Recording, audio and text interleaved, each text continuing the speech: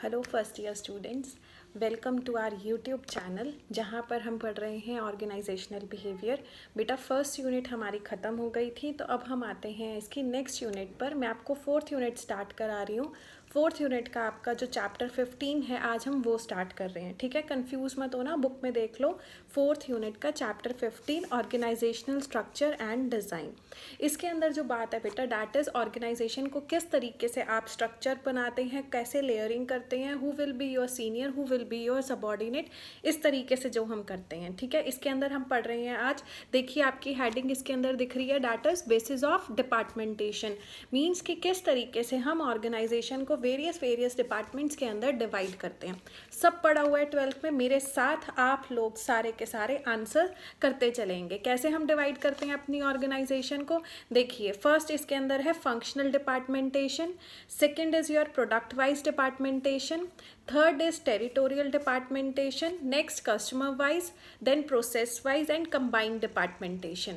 जो आपका फर्स्ट है that is functional departmentation. Functional departmentation क्या होता है बेटा, जिसमें आप अपनी ऑर्गेनाइजेशन को किस चीज़ के बेसिस पर डिवाइड करते हो। नाम क्या बता रहा है, किस चीज़ के बेसिस पर डिवाइड कर रहे हो, अकॉर्डिंग टू द फंक्शंस। देखो आपके अब स्लाइड में आ गया है, फंक्शंस के बेसिस पर जब आपने ऑर्गेनाइजेशन को डिवाइड किया, that is called as your functional departmentation. देखिए किस किस फंक्शन में आपने डिवाइड किया है।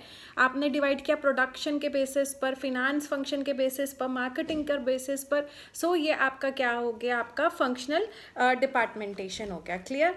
नेक्स्ट इसके अंदर देखिए सेकंड पॉइंट क्या लिखा हुआ है, प्रोडक्ट वाइज डिपार्टमेंटेशन। मीन्स आप अपने प्रोडक्ट को किस में डिवाइड कर रहे हो, according to the product you are producing. आप जैसे कि मैं LG का एग्जाम्पल लेके चल रही हूँ, LG माइक्रोवेव बना रहा है, रेडियोज बना रहा है, फॉर एन एग्जाम्पल रेफ्रिजरेटर्स बना रहा है, स्टेबलाइजर्स बना रहा है। तो these are there various products, और हमने इन प्रोडक्ट्स के अकॉर्डिंग उनका डिपार्टमेंटेशन कर दिया है। ठीक है। नेक्स्ट है बेटा इसके अंदर टेरिटोरियल डिपार्टमेंटेशन। अगेन नाम से समझो, टेरिटरी दैट मीन्स एरिया। तो हमने किसके बेसिस पर डिपार्टमेंटेशन किया है, एरिया के बेसिस पर डिपार्टमेंटेशन किया है। अभी आगे वाली स्लाइड्स में आएगा। अभी यहाँ पर आ रहा है प्रोडक्ट वाइज डिपार्टमेंटेशन आपका, कि किस तरीके से हमने प्रोडक्ट के बेसिस पे किया। जो मैं आपको अभी बता रही हूँ that is territorial departmentation. Third point है आपका कि हमने एरिया वाइज अपनी ऑर्गेनाइजेशन को डिवाइड किया है, north, south, east, west. Haryana के अंदर आपका नॉर्थ में हरियाणा में आपका फरीदाबाद हो गया, फिर हमने रोहतक ले लिया। तो ये जब हमने एरिया वाइज डिवाइड कर दिया, that is called as your territorial departmentation. देखो यहाँ पर आ गया नॉर्थ जोन, साउथ जोन, आपका फिर ईस्ट जोन। तो यहाँ पर हमने ये क्या किया है, हमने किसके बेसिस पर कर दिया, टेरिटरी के। उसके बाद है customer wise departmentation, large scale customer, small scale customer, wholesale customers, dealers. तो ये क्या होता है आपका, अकॉर्डिंग टू योर कस्टमर्स। अभी जो आपके स्क्रीन पर दिख रहा है डैट इज कंबाइंड डिपार्टमेंटेशन। कंबाइंड डिपार्टमेंटेशन में क्या होता है बेटा, जब हम 2-3 टाइप्स ऑफ डिपार्टमेंटेशन को एक साथ कंबाइन कर देते हैं तो उसको हम कहते हैं कंबाइंड डिपार्टमेंटेशन। क्लियर है। अब ये स्लाइड्स छोड़ दो, बहुत जल्दी मूव ऑन कर रही हैं, जैसे मैं समझा रही हूँ उसे सुनते चलो। फर्स्ट पॉइंट आपका क्या था, प्रोडक्ट वाइज डिपार्टमेंटेशन। मींस हमने अपनी ऑर्गेनाइजेशन को according to the product divide किया है, डिपार्टमेंटेशन किया है उसका। Second is your product wise department, sorry बेटा, फर्स्ट था functional, according to function divide किया है। Second is product wise departmentation, जहाँ आपने अपनी ऑर्गेनाइजेशन को on the basis of product divide किया है। Third is your territorial departmentation, जहाँ पे आपने अपनी ऑर्गेनाइजेशन को एरिया वाइज डिवाइड किया है। Next is your customer wise departmentation, जहाँ पे आपने अपनी ऑर्गेनाइजेशन को on the basis of customer divide किया है। फिर मैंने आपको कराया इसके अंदर कंबाइंड डिपार्टमेंटेशन, जहाँ पे आपने कोई भी तरीका यूज करके, 2 तरीके या 3 तरीके, चारों तरीके यूज करके अपने डिपार्टमेंटेशन को डिवाइड किया है। इसके अंदर एक आपका प्रोसेस डिपार्टमेंटेशन भी है बेटा। प्रोसेस डिपार्टमेंटेशन का मतलब होता है जहाँ पर आप ऑर्गेनाइजेशन को प्रोसेसेस के उससे डिवाइड करते हो। ठीक है, डिफरेंट काइंड ऑफ प्रोसेसेस होती हैं ऑर्गेनाइजेशन में। जब उन प्रोसेसेस के बेसिस पर ऑर्गेनाइजेशन को डिवाइड करते हो, वो आपका कहलाता है प्रोसेस वाइज डिपार्टमेंटेशन। तो बहुत जल्दी से आप अपना कमेंट बॉक्स में टाइप कीजिए, प्रोडक्शन डिपार्टमेंट कौन सा होता है, प्रोडक्ट वाइज डिपार्टमेंट कौन सा होता है। जवाब तो साथ साथ बोलोगे बेटा तो याद होगा। प्रोडक्ट वाइज, हाँ मैम ने क्या बताया था, नाम से याद करना है। मतलब जब हम अपनी ऑर्गेनाइजेशन को प्रोडक्ट के बेसिस पे डिवाइड करते हैं तो वो होता है हमारा प्रोडक्ट वाइज डिपार्टमेंटेशन। अच्छा, फटाफट मुझे जवाब दीजिए कमेंट बॉक्स में, जिसका आंसर आएगा उसको अटेंडेंस मिलेगी। टेरिटोरियल क्या होता है? Territory wise, yes, area wise होता है। जैसे आपने नॉर्थ कर दिया, साउथ कर दिया, वेस्ट ईस्ट कर दिया, वेरी गुड। कंबाइंड क्या होता है? Mixture of various kinds of departmentation. Thumbs up from me. और अगर समझ आ रहा है तो लाइक के बटन दबने चाहिए। मैम को पता लगना चाहिए कि बच्चों को समझ आ रहा है। नहीं समझ आ रहा तो जैसी फीडबैक दोगे मैं वैसे इंप्रूवमेंट लेकर आऊँगी। इसकी फ़ोटोज़ आपके व्हाट्सएप ग्रुप पर आ जाएंगी, ठीक है? तो फटाफट से लाइक कर दीजिए। नेक्स्ट अब बेटा इसके अंदर है आपका, हम जो टॉपिक करने जा रहे हैं, देखो जो स्लाइड्स चल रही थी, that is of centralisation and decentralisation.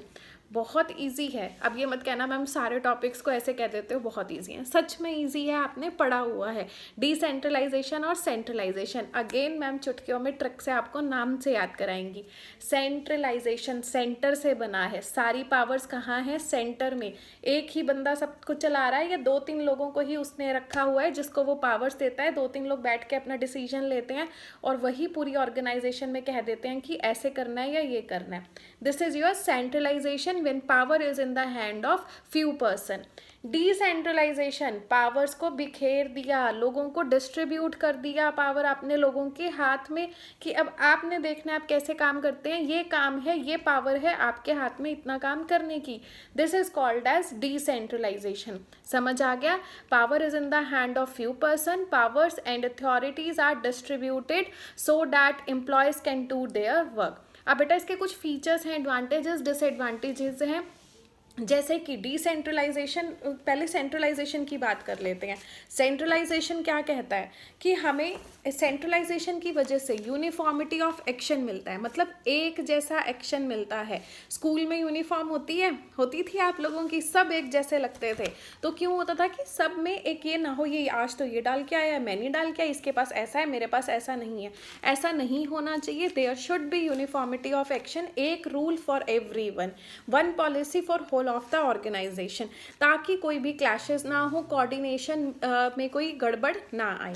ठीक है, फिर इसके अंदर कह रहा है कि इसके अंदर जो एम्प्लॉयज़ होते हैं वो अब बहुत ओवरबर्डन फील करते हैं, क्योंकि सारा काम कुछ ही लोग कर रहे हैं, day to day decision making भी देख रहे हैं, पॉलिसीज़ भी देख रहे हैं, सब कुछ वो लोग कर रहे हैं, तो लोग बहुत ज़्यादा ओवरबर्डन भी फील करते हैं। एक अच्छी बात इसके अंदर है कि इसके अंदर बहुत ज़्यादा कोऑर्डिनेशन दिखने को मिलता है, क्योंकि कुछ लोग ही हैं जो काम डिसाइड कर रहे हैं, डिस्ट्रीब्यूट कर रहे हैं, तो ओवरलैपिंग ऑफ वर्क इसके अंदर नहीं होता है, काम बहुत अच्छे से चलता है।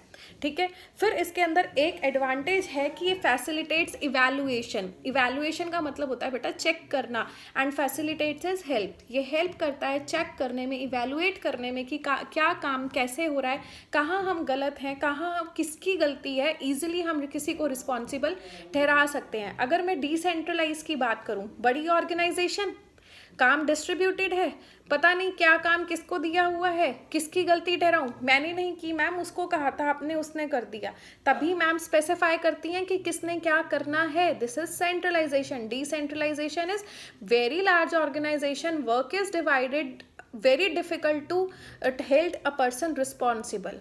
ठीक है, समझ आ गया। अभी हम बात कर रहे हैं यहाँ पर सेंट्रलाइजेशन की।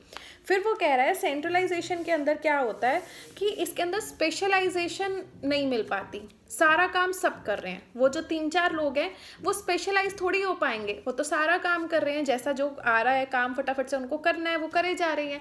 पर डिसेंट्रलाइजेशन की अगर मैं बात करूं, I am teaching business organization और organizational behaviour, Aashna ma'am is teaching you POM and Jyoti ma'am is teaching you accounts, तो वो बार बार वही पढ़ा रही है ना, उनको उस चीज़ का स्पेशलाइजेशन मिल रहा है तब। और ये क्यों है? क्योंकि डिसेंट्रलाइज्ड है सब्जेक्ट्स। अगर सारे फर्स्ट ईयर के सब्जेक्ट्स मैं ले लूँ, सेकेंड ईयर के आशना मैम ले लें, थर्ड ईयर के ज्योति मैम ले लें, तो हमारी नॉलेज, हमारी क्लास उसी लेवल तक तो रिस्ट्रिक्टेड रहेगी, है ना, और हमें मौका नहीं मिलेगा प्यारे प्यारे बच्चों से इंटरेक्ट करने का।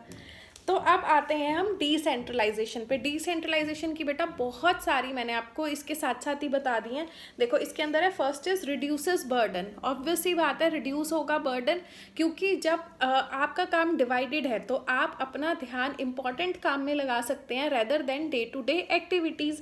फिर इसके अंदर कह रहा है क्विक डिसीजंस। ऑब्वियसली बात है डिसीजंस जल्दी होंगे क्योंकि आपने डिस्ट्रीब्यूट कर रखे हैं। जो भी प्रॉब्लम आएगी नीचे वाले डिसीजन ले लेंगे। हर काम के लिए मुझे थोड़ा आना पड़ेगा, मैं या मेरे को अगर डिसीजन लेना है तो मैं फ्री हूँ सिर्फ इंपॉर्टेंट डिसीजंस लेने के लिए। मैं डे टू डे वर्क के लिए नहीं हूँ, मैं सिर्फ पॉलिसीज फॉर्मुलेट करने के लिए हूँ। इम्प्लीमेंट कैसे करना है वो नीचे वाले मैनेजर्स देखेंगे। समझ आ गया। फिर इसके अंदर कह रहा है division of work, very important, कि उसमें डिवीजन ऑफ वर्क नहीं था, एक ही बंदा सारा काम कर रहा था तो उनको स्पेशलाइजेशन नहीं मिल रहा था। इसमें द वर्क इज डिवाइडेड, तो सबको क्या मिल रहा है, स्पेशलाइज्ड होते जा रहे हैं। इसका कुछ नेगेटिव पॉइंट्स ही हैं बेटा कि डिफ़िकल्टी इन कंट्रोल, वहाँ पर क्या था, इवैल्यूएट करना इजी था क्योंकि आपको पता चलता था कि कौन कहाँ पर गलत है। यहाँ तो इवैल्यूएट आप करना बहुत टफ हो जाता है क्योंकि सारा काम आप डिस्ट्रीब्यूट किए जा रहे हो। फिर वो कह रहा है कॉस्टली होता है, ज़्यादा नंबर ऑफ एम्प्लॉयज़ लगाने पड़ते हैं, ज़्यादा प्लानिंग होती है, काम डिस्ट्रीब्यूट, उनसे फिर फीडबैक लेना, उनको ट्रेनिंग देना, उनको चेकिंग करना, कंट्रोल करना, ठीक है, तो कॉस्टली पड़ जाता है। लैक ऑफ एबल्ड मैनेजर्स, वो कह रहा है अभी हमारे पास एबल्ड मैनेजर्स की कमी है जो इस डिसेंट्रलाइज टेक्निक को इफेक्टिवली इम्प्लीमेंट कर सकें। ठीक है बच्चा, तो अभी जो हमने आज पढ़ा है that is your chapter 15 of unit 4। अभी मैंने आपका ये यूनिट स्टार्ट करा दिया कि हम जल्दी जल्दी ये कर लें ताकि हमारा बहुत सारा टाइम हमें रिवीजन के लिए मिल जाए। फर्स्ट यूनिट के 3 चैप्टर्स हो गए आपके, फर्स्ट यूनिट हमारी ख़त्म है, वाइंड अप हो चुकी है। अब हमने उठाई है अपनी 4th यूनिट जिसमें से आज हमने उसका 15th चैप्टर किया है, जिसमें हमने पढ़ा है डिपार्टमेंटेशन क्या होता है, product wise, function wise, area wise, customer wise, ठीक है। फिर हमने इसके अंदर पढ़ा है सेंट्रलाइजेशन क्या होता है, डिसेंट्रलाइजेशन क्या होता है। इन सेंटर पावर कुछ लोगों के हाथ में सेंट्रलाइजेशन होता है, जब डिस्ट्रीब्यूट कर देते हैं तो डिसेंट्रलाइजेशन हो जाता है। और बच्चे अब आप बड़े हो गए हो, अब आप फर्स्ट ईयर के सेकंड सेमेस्टर में आ गए हो, तो आई होप कि अगर मैं आपको कंसेप्ट क्लियर करवा दूं तो जो बीच के पॉइंट्स हैं वो आप खुद भी पढ़कर उन्हें समझ सकते हो, और नहीं समझ आते तो मैम हमेशा आप लोगों के लिए आपकी जो प्रॉब्लम होगी वो मैं सॉल्व करूँगी। और जो चीज़ें मैंने कमेंट सेक्शन में लिखने को बोली हैं, जो पॉइंट्स, वो आप उसका आंसर देंगे। ठीक है बेटा, चलिए, और घर पे बहुत ध्यान से रहिए, बहुत सीवियर इस टाइम हो रहा है, तो please be at home, stay safe. My blessings are always with you. Bye bye, thank you बच्चा।